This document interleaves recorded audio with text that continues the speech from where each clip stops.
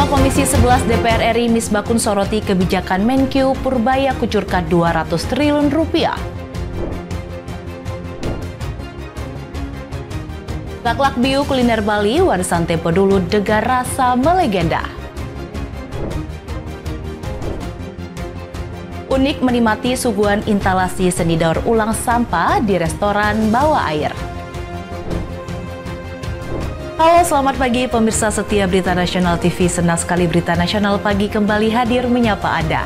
Selain 3 berita utama tadi, akan ada informasi lainnya dari dunia politik, ekonomi, hingga isu sosial yang sedang hangat diperbincangkan. Tentunya bersama saya, Sadas Kairus.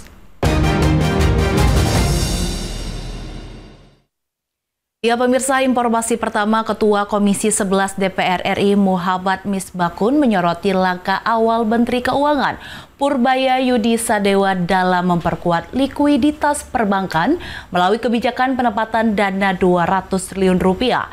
Menurutnya, kebijakan tersebut memiliki dasar hukum yang jelas dan berfungsi menjaga stabilitas sistem keuangan. Ketua Komisi 11 DPR RI Muhammad Misbakun mengapresiasi pengangkatan Purbaya Yudi Sadewa sebagai Menteri Keuangan oleh Presiden Prabowo Subianto. Politikus Golkar ini menilai Purbaya memiliki kapasitas intelektual, pengalaman panjang di bidang ekonomi, dan kemampuan menangkap visi Presiden Prabowo Subianto. Misbakun menekankan keberhasilan Purbaya ke depan terletak pada kemampuannya menawarkan desain baru bagi kebijakan fiskal, terutama dalam mendukung target Prabowo mewujudkan APBN berdaulat dan berpihak pada kesejahteraan rakyat. Kebijakan Purbaya mengucurkan dana 200 triliun rupiah untuk Bank Himbara menurut Misbakun tidak menyalahi hukum dan justru memperkuat likuiditas perbankan dan merespon isu kelangkaan dana di pasar. Menteri Keuangan pengambil kebijakan di sektor fiskal, Pak Purbaya tentunya mempunyai strategi sendiri bagaimana memperkuat posisi keuangan negara. Tentunya apa yang disampaikan Pak Purbaya itu mempunyai tujuan yang baik, supaya kementerian segera membelanjakan uang yang ada di posisi di rekeningnya kementerian dan lembaga yang bersangkutan. Misbakun mengungkapkan Purbaya sebagai Menteri Keuangan membawa harapan baru bagi perekonomian Indonesia. Meski awalnya diragukan publik, Purbaya sebagai pengganti Sri Mulyani mulai direspon positif oleh pasar. Restu Wulandari, Ade Chandra, Mahendra Dewanata, Berita Nasional TV melaporkan. Menteri Pemuda dan Olahraga Erick Thohir resmi melaksanakan serah terima jabatan dari Dito Aryo Tejo. Dalam kesempatan itu, Erick berkomitmen melanjutkan program dan kebijakan yang telah dicanangkan pendulunya.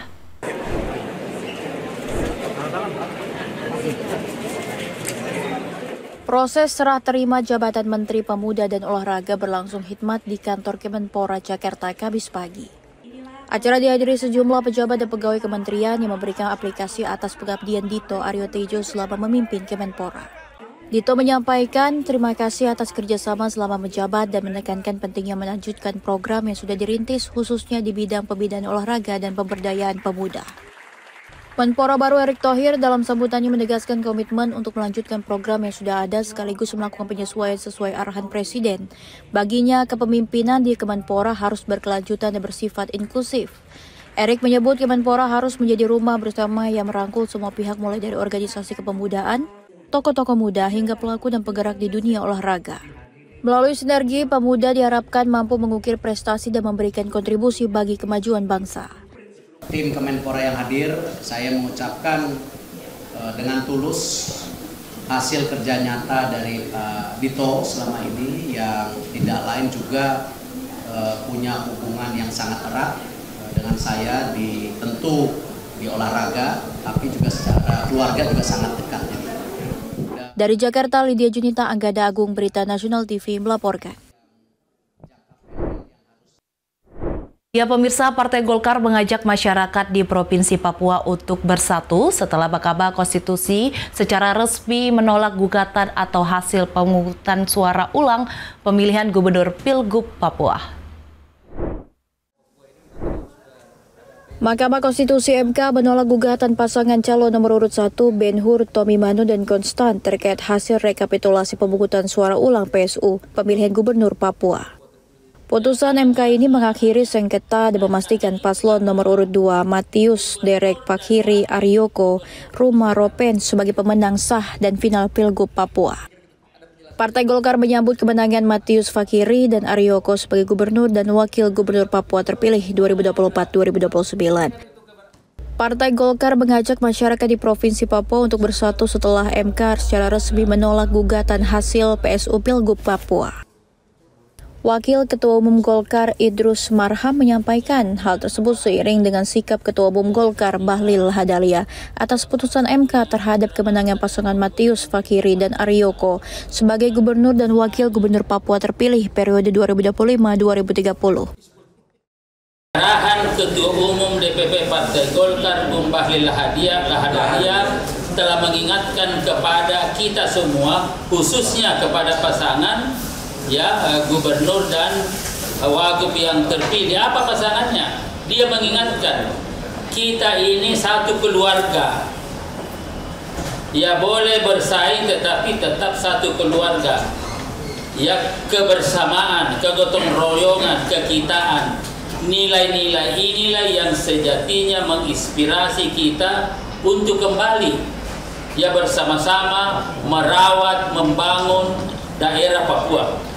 Itu arahannya Bung Bahlil Lahadalia ya kepada kita semua.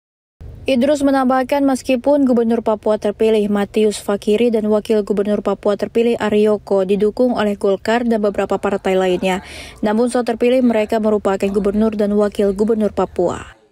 Ya, sangat jelas arahannya, dan karena itu maka Gubernur dan Wakil Gubernur meskipun didukung oleh Partai Golkar dan beberapa partai lainnya termasuk Gerindra, ya ini 16 partai pendukungnya, tetapi begitu terpilih maka pasangan calon ini adalah gubernur dan wakil gubernur Papua, bukan hanya yang mendukung. Itu pesan Bung Bahlil Lahadalia sebagai implementasi dari nilai-nilai patriotisme dan nasionalisme.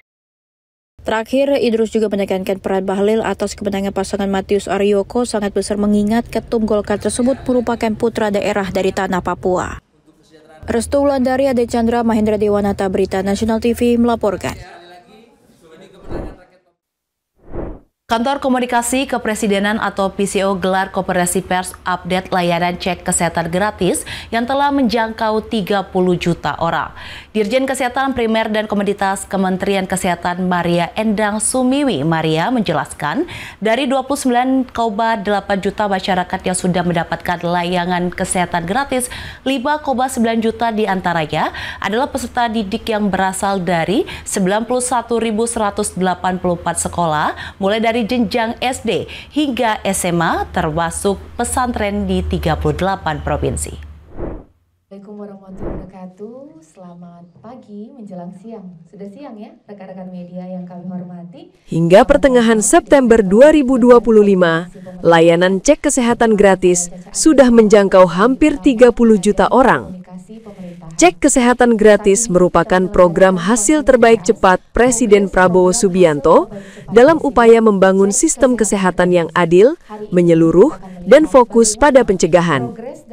Presiden Prabowo Subianto meluncurkan program cek kesehatan gratis pada 10 Februari 2025 sebagai bagian dari strategi nasional membangun sistem kesehatan yang adil. Program ini juga bagian dari Asta Cita untuk mewujudkan rakyat Indonesia yang sehat, produktif, dan terlindungi sejak dini. Layanan ini diberikan gratis minimal 1 kali dalam setahun. Tahun ini, pemerintah menargetkan 60 juta penerima manfaat dan cakupan penuh secara bertahap untuk seluruh rakyat Indonesia. CKG melibatkan puskesmas, posyandu, sekolah, klinik BPJS, kantor, dan komunitas. Dirjen Kesehatan Primer dan Komunitas Kementerian Kesehatan, Maria Endang Sumiwi Maria menjelaskan, dari 29,8 juta masyarakat yang sudah mendapatkan layanan kesehatan gratis, 5,9 juta diantaranya adalah peserta didik yang berasal dari 91.184 sekolah, mulai dari jenjang SD hingga SMA, termasuk pesantren di 38 provinsi. Jadi sampai dengan hari kemarin kita sudah ada 32 juta pendaftar untuk mengikuti cek kesehatan gratis, dan 29,8 juta sudah kita periksa. Laju kita sekitar 600.000 per hari sekarang, jadi tentunya... Dari Jakarta, Galuh Anggara, Berita Nasional TV melaporkan. Dan mengingat...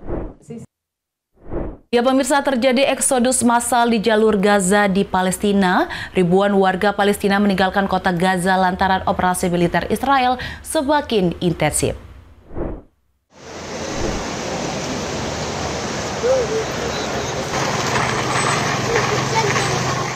Ribuan warga Palestina meninggalkan kota Gaza menuju ke selatan usai operasi militer Israel semakin intensif di wilayah tersebut. Wanita, anak-anak, dan orang-orang disabilitas berjalan kaki. Dikutip dari ABC World News Tonight, Rabu 17 September 2025, pasukan pertahanan Israel atau IDF menyatakan pada Senin 15 September sekitar 300.000 orang meninggalkan kota dalam beberapa minggu terakhir. Selain itu ada 700.000 warga sipil memilih bertahan di kota menjadi sasaran serangan.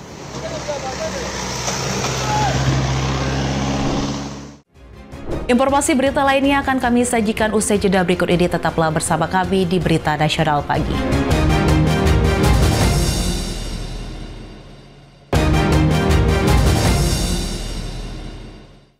Ya pemirsa, terima kasih Anda masih menyaksikan Berita Nasional Pagi. Informasi selanjutnya, selain dikenal dengan pesona kekayaan alam dan destinasi wisatanya, kuliner tradisional Bali juga tidak kalah dengan daerah lainnya, seperti lalak biu membayu, jajanan Bali tempo dulu yang rasanya belegenda.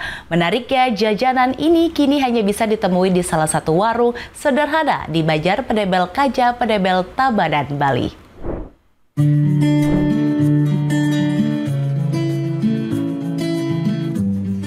Laklak merupakan salah satu jajanan tradisional Bali yang bentuk maupun proses pembuatannya sekilas menyerupai kue serabi.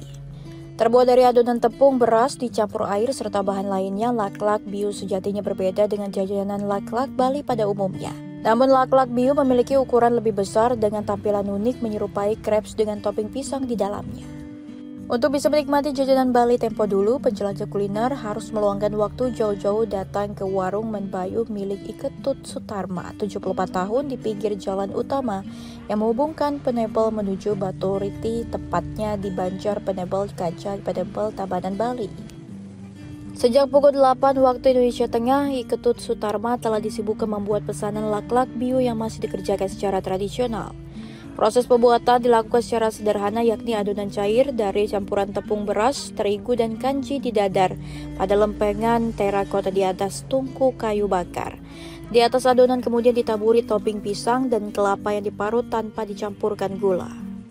Untuk memberikan rasa manis, pisang yang digunakan pun adalah pisang khusus, yakni pisang merah Bali yang matang di pohon. Kurang dari semenit, laklak biu sudah diangkat dari tungku untuk selanjutnya dinikmati. Karena ukuran warung milik Iketut Sutarma sangat mini, pembeli biasanya memesan untuk dinikmati di rumah atau digunakan sebagai oleh-oleh. Selain menyediakan laklak biu original, kini pembeli juga bisa memesan laklak biu dalam berbagai varian rasa seperti coklat, nangka, keju, dan strawberry. Untuk laklak biu rasa original harganya sangat terjangkau, yakni Rp2.000 per biji, sementara varian lainnya Rp3.000 per biji. Dari hasil menjual kuliner tradisional tersebut, Iketut Sutarma bisa mengantongi pendapatan sekitar Rp200 hingga Rp300.000 pada hari-hari biasa, serta Rp500.000 saat akhir pekan. Kalau itu kan tidak mengandung gula, manis dari pisang ya. Yang lain kalau itu kan ada yang kecil-kecil kan pakai gula Bali itu. Karena bentuknya juga yang berbeda dengan memiliki ciri khas dan gula dan memiliki rasa manis dari pisang. Artinya masih alami nih ya? Iya.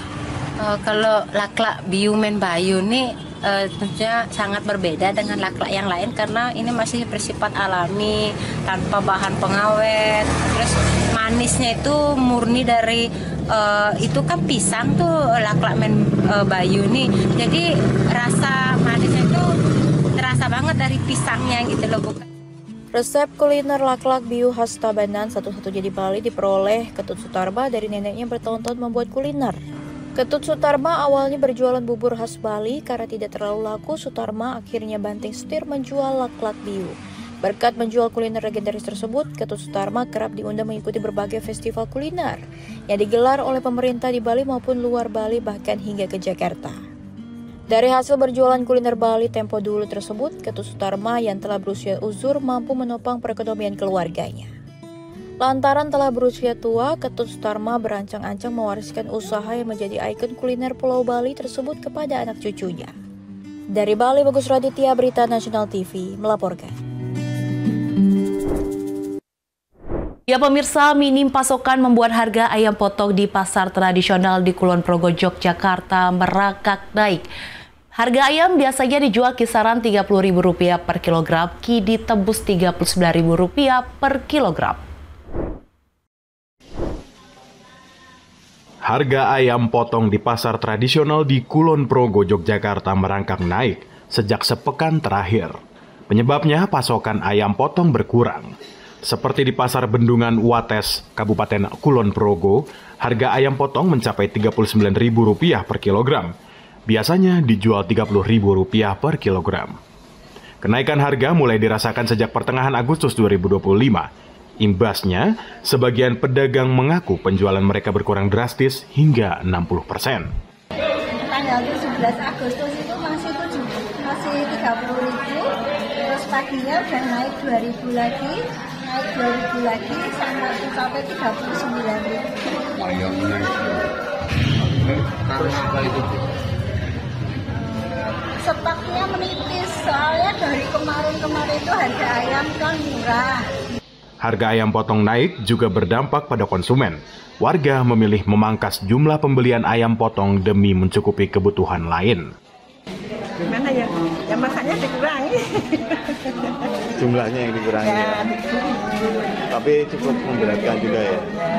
Dari Yogyakarta, Wahyu Wibowo, Berita Nasional TV. Ya pemirsa, pelajar kelas 10 Sekolah Menengah Kejuruan Negeri di Kabupaten Bekasi, Jawa Barat menjadi korban bullying yang dilakukan kakak kelasnya. Korban dipukul secara bersama-sama hingga mengalami patah rahang.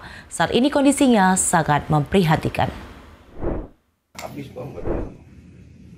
Kondisi Abdul Aziz Indrawan, 16 tahun, pelajar kelas 10 SMKN 1 Cikarang Barat, hanya bisa terbaring lemas pasca menjalani operasi akibat rahang kirinya patah.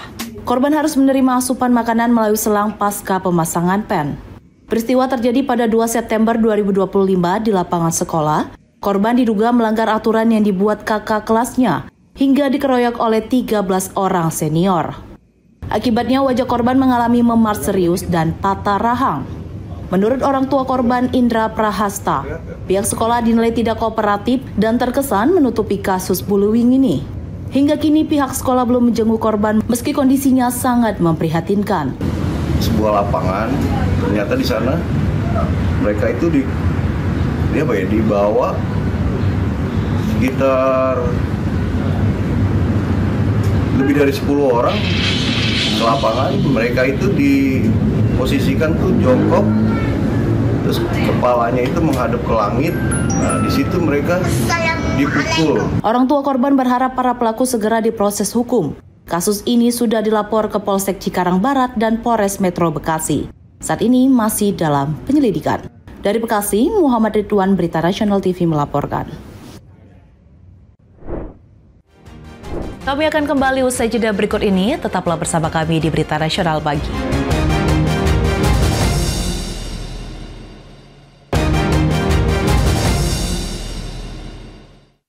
Anda masih menyaksikan Berita Nasional Pagi. Selanjutnya, cara unik dilakukan restoran berkonsep underwater atau restoran akuatik di kawasan Nusa Dua, Badung, Bali untuk menggugah kepedulian masyarakat terhadap pelindungan lautan dan ekosistemnya. Salah satunya dengan menggelar pameran instalasi seni bertema menenun lautan karya seniman ternama dunia asal Indonesia, Ari Bayuaji. Menariknya, bahan yang digunakan merupakan daur ulang sampah plastik yang dikumpulkan dari berbagai pesisir pantai di Bali selama pandemi.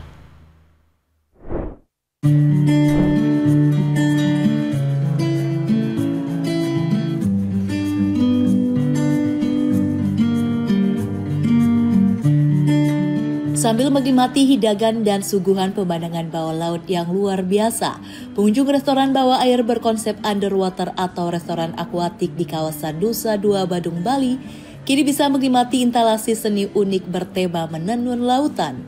Menariknya, bahan yang digunakan mayoritas merupakan daur ulang sampah pantai yang dikumpulkan dari sepanjang pesisir pantai di Bali. Instalasi seni berukuran panjang dan lebar 180 cm serta tinggi sekitar 3 meter secara umum mengkolaborasikan dua elemen penting, yaitu alat tenun tradisional dan kain tenun yang dijahit menggunakan benang daur ulang sampah plastik. Proses pembuatan instalasi ini berlangsung lebih dari 6 bulan dengan melibatkan 7 pekerja. Lamanya waktu pengerjaan karena seluruh proses dilakukan secara cermat untuk meminimalisir dampak lingkungan. Tantangan terbesarnya mewujudkan instalasi seni ini tentu saja saat proses menenun plastik menggunakan alat tenun tradisional. Meski melibatkan tukang tenun berpengalaman, tapi tidak mudah menenun tali-tali plastik bekas jaringan ikan hingga menjadi kain. Ketelatenan dan kesabaran Estra selama lebih dari 6 bulan akhirnya mampu melahirkan instalasi seni yang menginspirasi. Dari bahan daur ulang sampah pantai, tercipta karya seni tenun kompleks yang menggambarkan 12 sisi kehidupan laut, yaitu keindahan yang menakjubkan dan juga sifat rapuh yang dimilikinya. Inspirasinya sebenarnya dari banyaknya sampah yang ditemukan di laut-laut di Bali ya sebenarnya. Karena masalah sampah ini sebenarnya tidak hanya di Bali tapi di banyak belahan dunia. Yang paling unik karena gimana caranya seorang pelukis yang awalnya seorang pelukis bisa jadi karyator, bisa dibilang kayak handcrafted dari bahan-bahan yang sebenarnya bisa dibilang sampah plastik. Pengunjung juga diberi kesempatan untuk mengikat benang daur ulang pada karang yang terbuat dari plastik pada alat tenun sehingga memiliki kesan mendalam terhadap mahakarya yang terbuat dari rangkaian senar tersebut. Pengalaman interaktif ini bertujuan menanamkan kesadaran dan harapan yang menginspirasi keseimbangan antara seni dan alam. Menikmati karya seni bertema lautan lengkap dengan suasana bawah air yang menakjubkan tentu memberikan sensasi tersendiri bagi pengunjung. Tidak hanya sekedar menikmati mahakarya seni, pengunjung juga diajak berubah dan berperan aktif memanfaatkan bahan daur ulang untuk hidup berkelanjutan. Dari Bali, Bagus Raditya, Berita Nasional TV. Ya pemirsa, sempat turun harga cabai di sejumlah pasar Kabupaten Lebak, Banten kembali mengalami kenaikan. Kenaikan harga terjadi dalam 1 pekan terakhir. Seperti yang terpantau di pasar tradisional Rakasi Bitung, Lebak, Banten, harga semua jenis cabai mulai dari cabai rawit orange, cabai rawit hijau hingga cabai merah keriting terus naik dalam sepekan terakhir. Harga cabai rawit orange yang sebelumnya dijual Rp35.000 per kilogram kini naik menjadi Rp45.000. Cabai merah keriting dari Rp40.000 naik menjadi Rp60.000 per kilogram. Begitu pula cabai rawit hijau dari Rp35.000 naik menjadi Rp40.000 per kilogram. Salah seorang pedagang menyebutkan hampir semua jenis cabai dalam sepekan terakhir terus mengalami kenaikan. Banyaknya permintaan pasar pada momen perayaan Maulid Nabi ditambah berkurangnya suplai dari petani menjadi penyebab utama naiknya harga. Sekarang cabai oren 45. Kalau awalnya berapa? Awalnya cuma 35. Kalau cabai merah? Cabai merah sekarang 60. Awalnya berapa? 40. Sementara itu, salah seorang konsumen mengaku sangat keberatan dengan kenaikan harga cabai karena membebani pengeluaran harian. Cabai merahnya naik. Terus? Yang naik apa lagi? Cabai orange. Naik ke cabai. Ya. Oh gitu. Bawang naik nggak nih? Bawang enggak. Oh gitu. Untuk sejumlah komoditas bumbu dapur lain seperti bawang merah, bawang putih, tomat, dan sayur mayur, harganya masih relatif stabil. Dari Lebak, Banten, Firman Arif, Berita Nasional TV. Ya pemirsa, informasi tadi sekaligus menutup jumpa kita pada Berita Nasional Pagi kali ini. Demikian Berita Nasional Pagi telah menemani Anda. Saya Sanas Kairus beserta kru yang bertugas pamit undur diri. Selamat pagi dan selamat beraktivitas.